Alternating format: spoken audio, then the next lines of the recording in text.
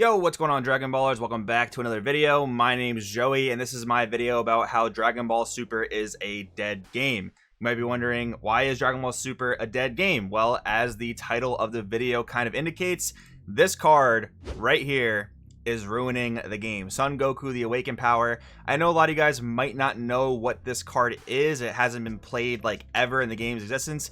It's not like people were taking 2 turns in a row and like attacking you with this thing twice, right? That's just never something that's happened in the Dragon Ball Super card game. You guys might not know what this card does. It's a secret rare from a really old set, Tournament of Power. Son Goku Awakened Power is an 8-drop green battle card. Green is absolutely awful in the game. How is this card ruining the game? We'll get to that in just a bit. But it is an 8-drop green battle card. EX Evolve for 1 energy. Place 1 Universe 7 card from your hand in the drop area. And then you evolve it over Universe 7 Son Goku with an energy cost of 6 or more. It has Ultimate, which means you can only play 1 copy of this card in your deck. But that's not really a problem. There are actually ways to search this card out, which we'll see in just a little bit.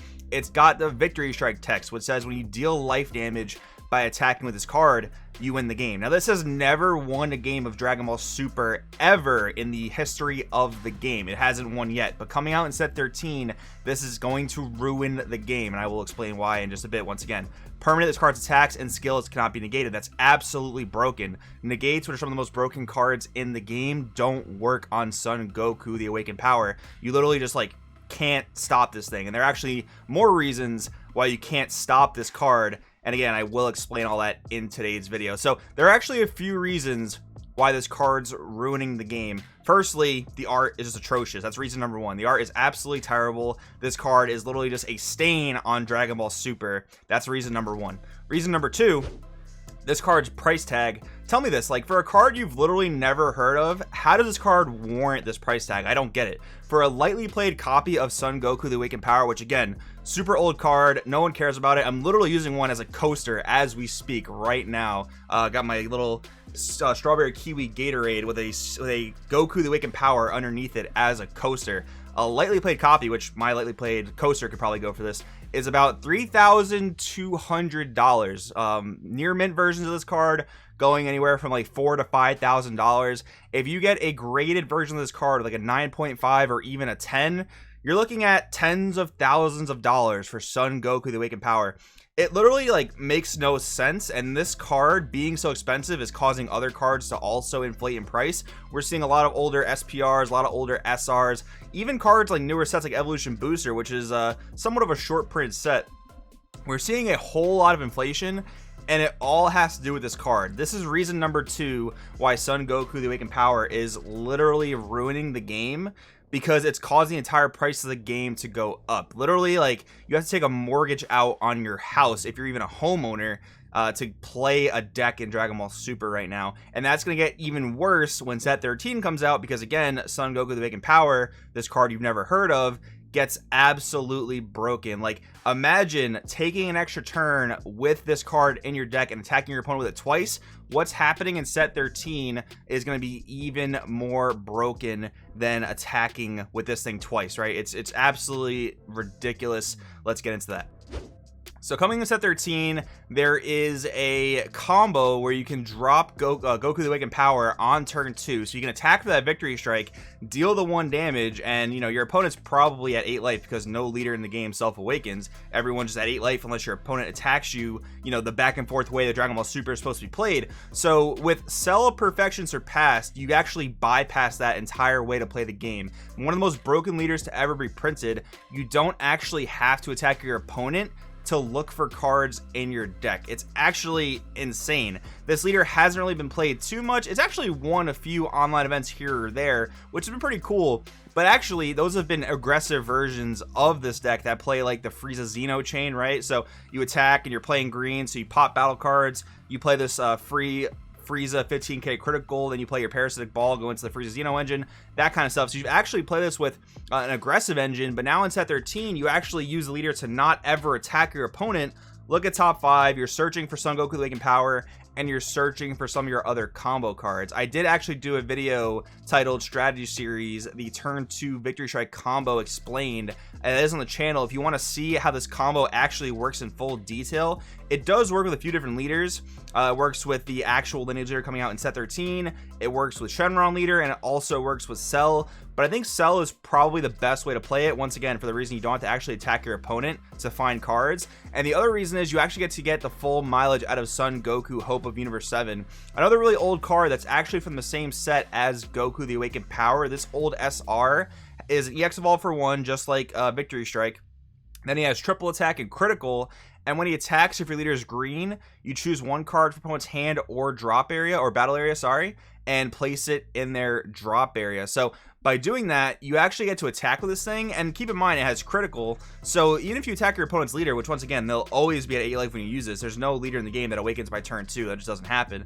So attack with this thing twice, your opponent loses up to 2 cards, you can even swing this into unisons, just like take markers off, and again, your opponent loses 2 cards, and then you play the Victory Strike on top of that, swing once again, and your opponent just dies. Like, there's literally no interaction with this. Now, I did look through the card database. This is actually the first time I've ever done this for a video. I looked through the card database, and I found a few things that could maybe help deal with this, right? So I do want to take a quick look at those in just a second. So, all right, for instance, we got Piccolo Demonic Transformation. We have a 3-drop 15k counterplay.